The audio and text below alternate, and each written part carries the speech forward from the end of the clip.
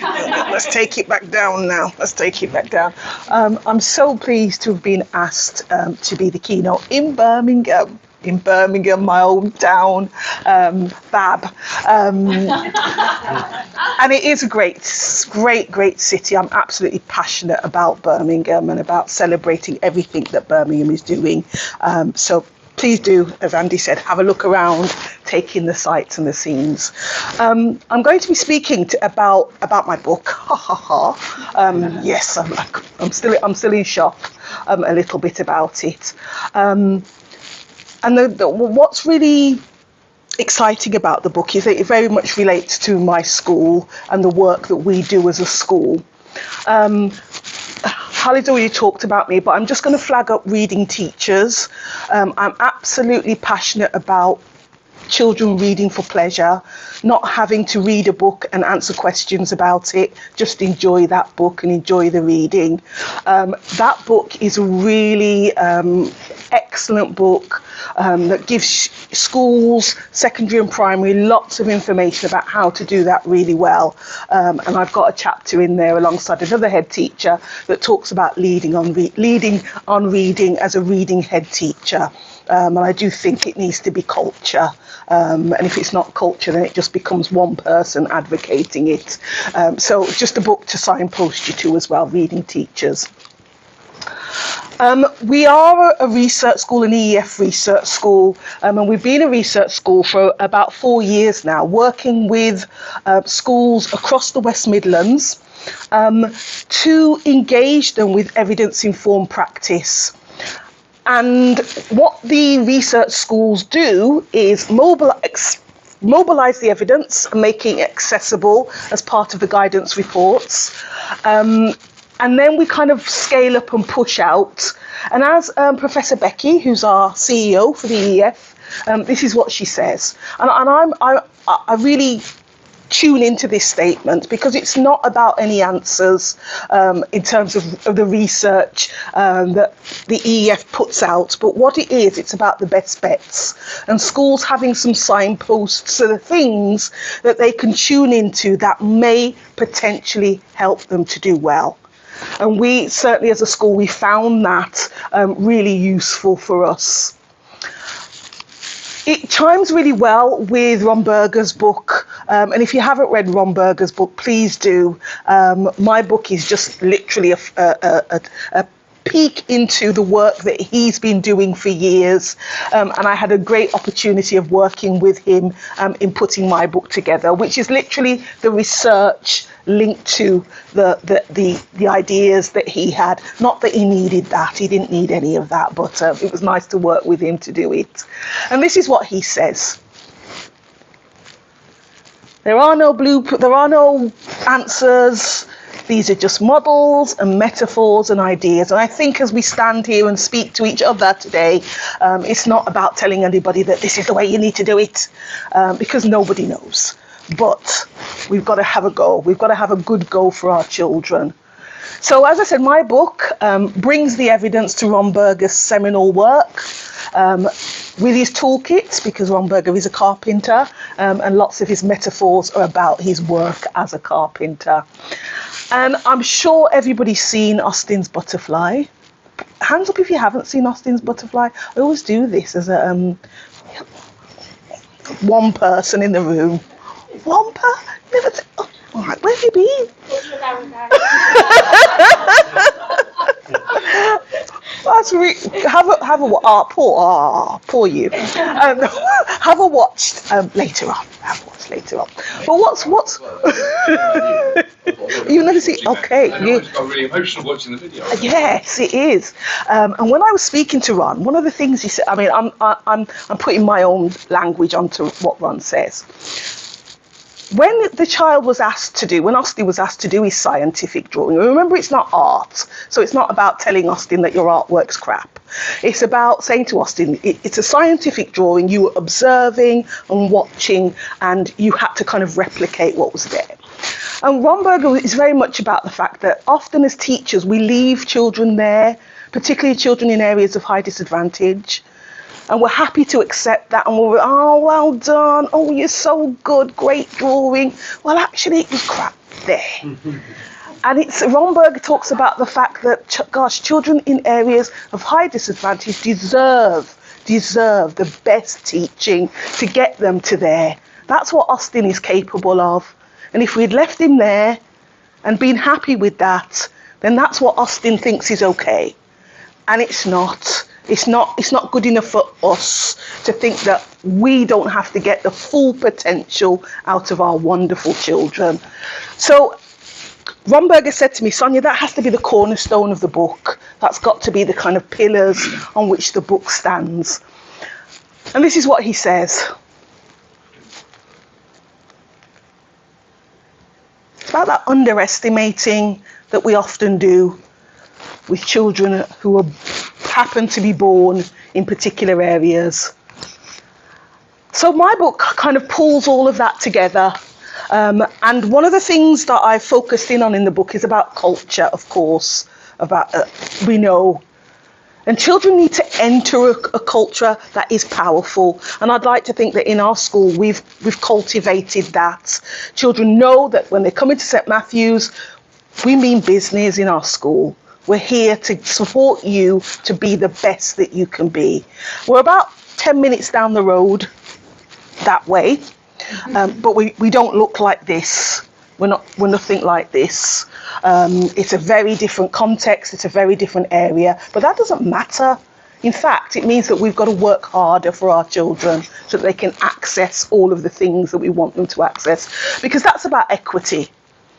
And it is about, there's a predictability to schools, particularly some schools, where we know we can look in the classroom and we know you're going to do well, you're going to do well, and you're going to do well. That's the predictableness of school, because they've got everything that underpins them doing well. Well, we've got to break that. Got to break that predictability and ensure that the children who we don't think will do well, do well. Everybody needs to have those opportunities to thrive and to flourish. And that's what we are about as a school. This is my context. Inner city Birmingham. We're Nechells. We often say Nechells. It's like the Seychelles, without the sun, without the beach.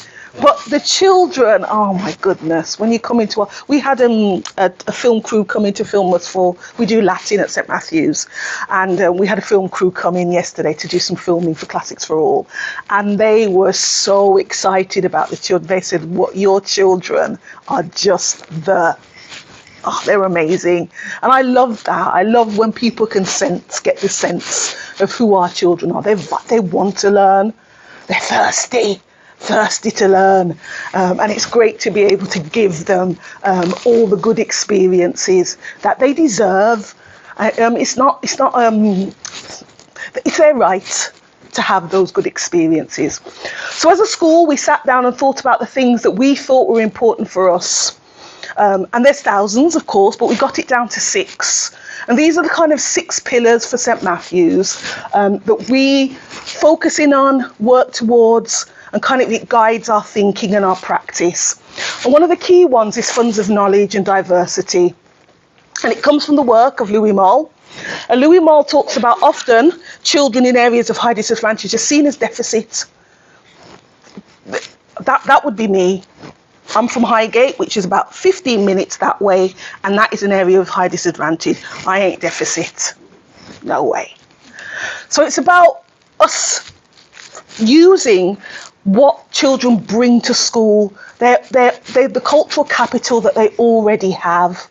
And our children have loads of cultural capital. And Louis Moll talks about this extensive funds of knowledge that children have and bring into school that we often don't tap into. And it's often a barrier for parents because they think, they don't actually think we're okay. They want us to leave our culture at the door. But actually what we want to do is open the doors, and we want it to be a reciprocal relationship with parents because we value what you're bringing. And it's not that deficit model, but it is about that reciprocity. And this is what he says.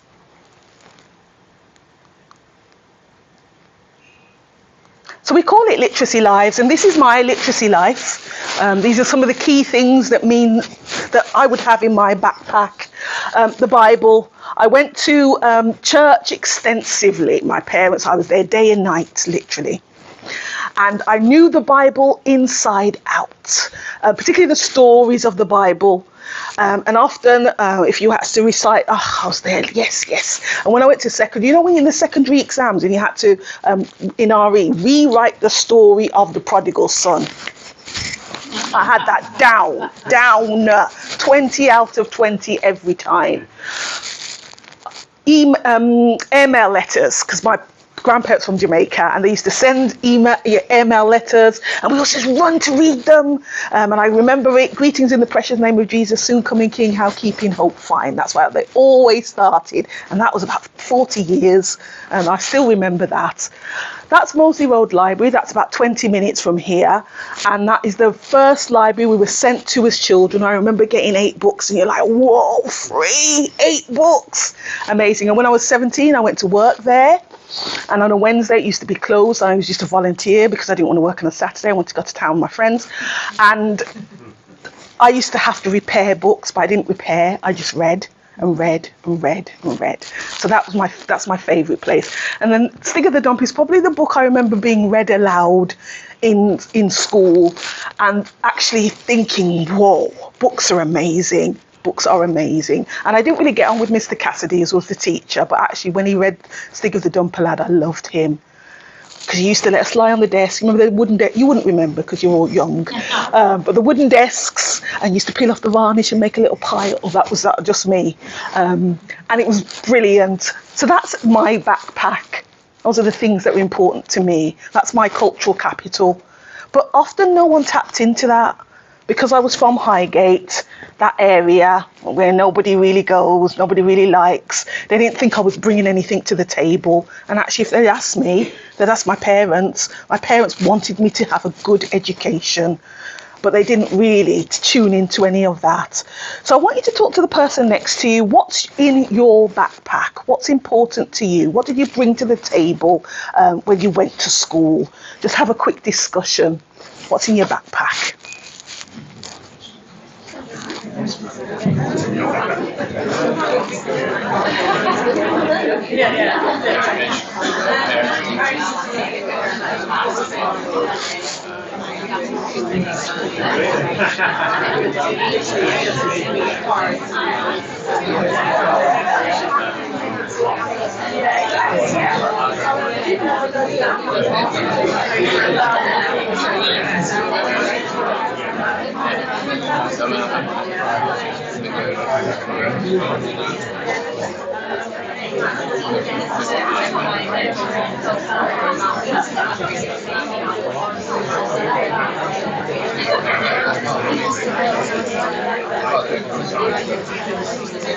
Okay, I'm going to stop you.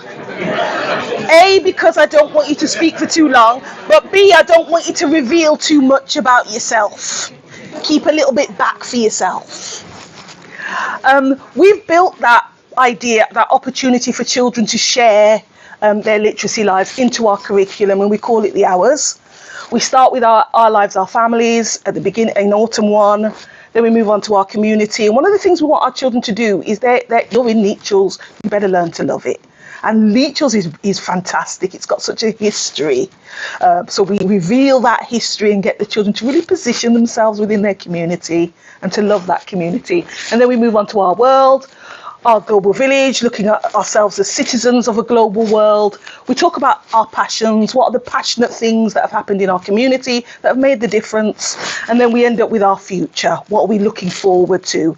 Why are we as teachers standing here in front of you? What was the things that got us here to do that? And I asked my teachers to share a little bit about themselves.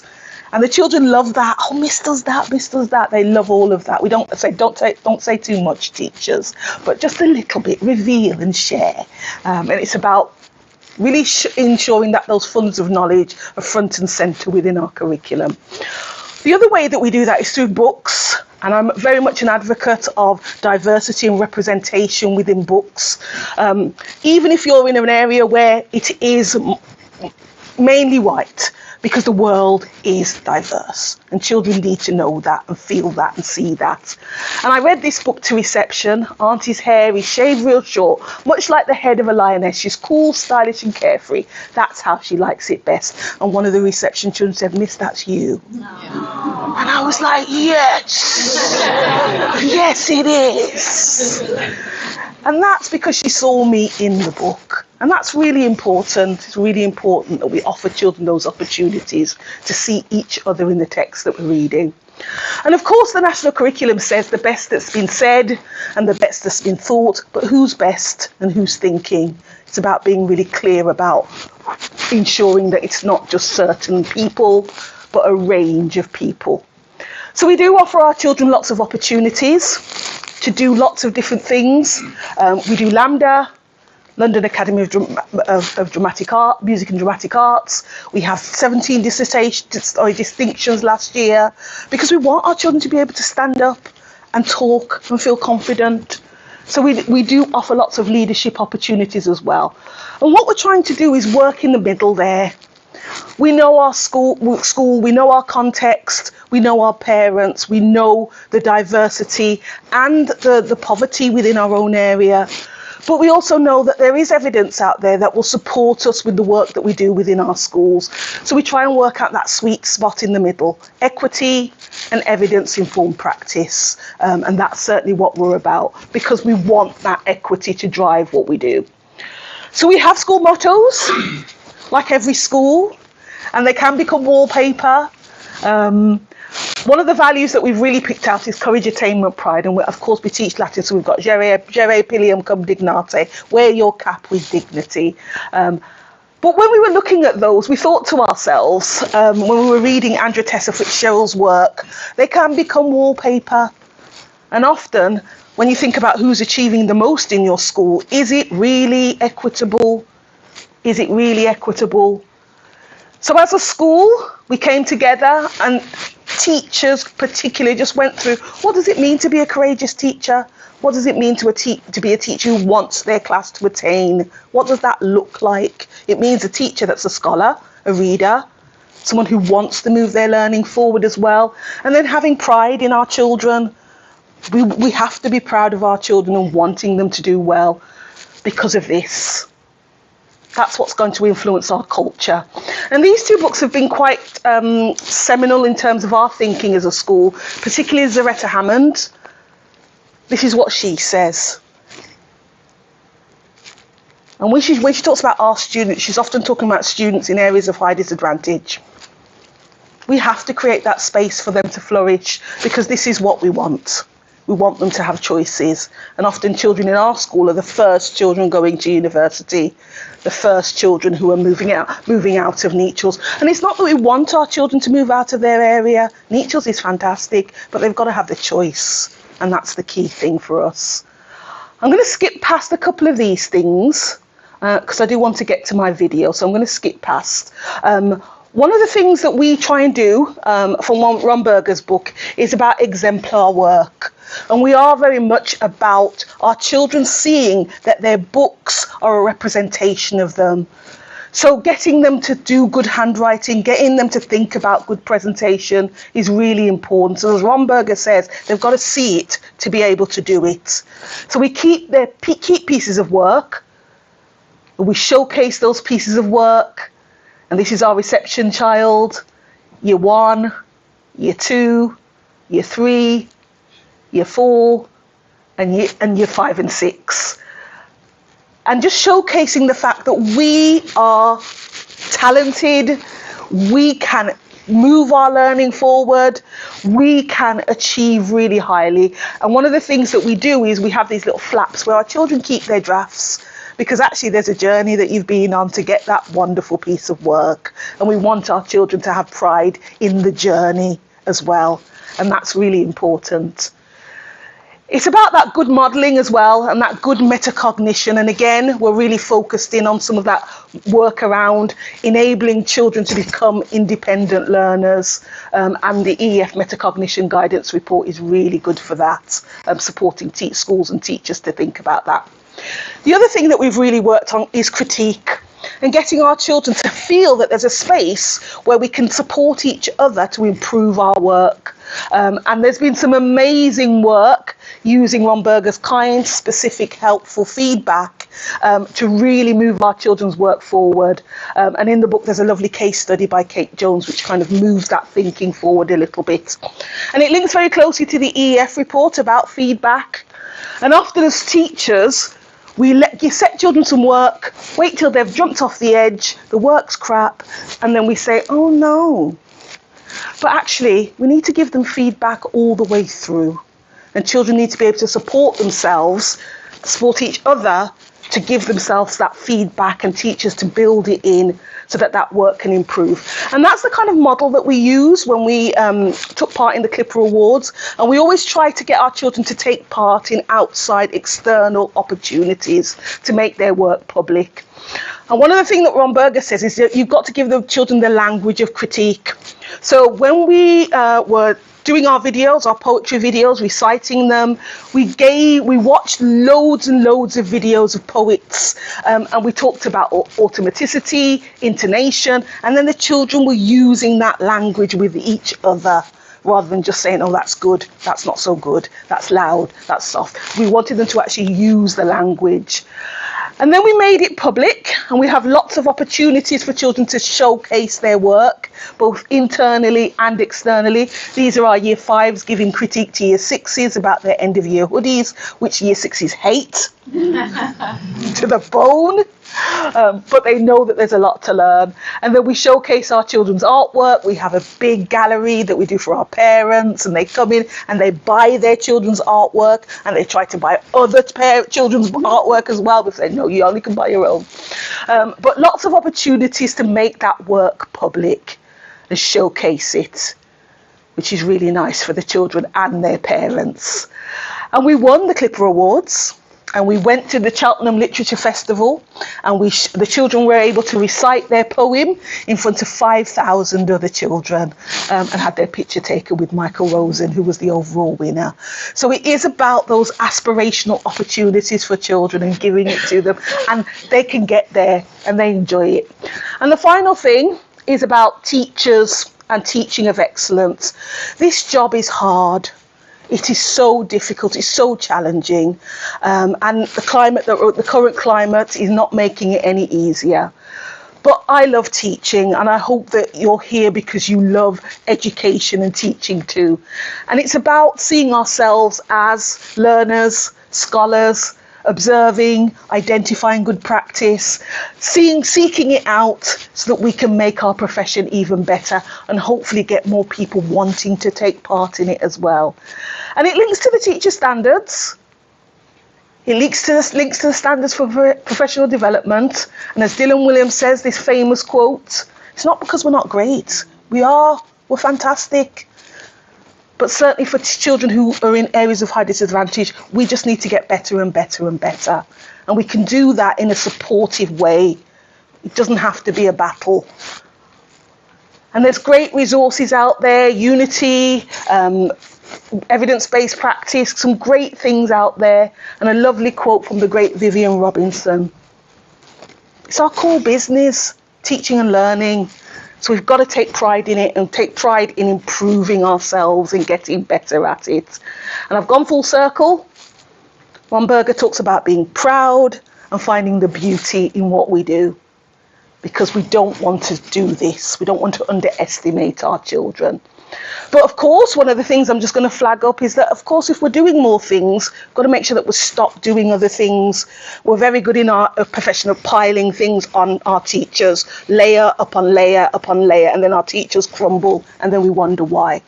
We've got to stop. And I could go through we could be here all day with me telling you the list of crap that we did in our school that we've had to just get rid of. And sometimes you just got to bite the bullet and take the hit. But hopefully you'll be better for it. And it's messy. School life's messy. It's not an easy journey. But that's part of success, is moving it forward.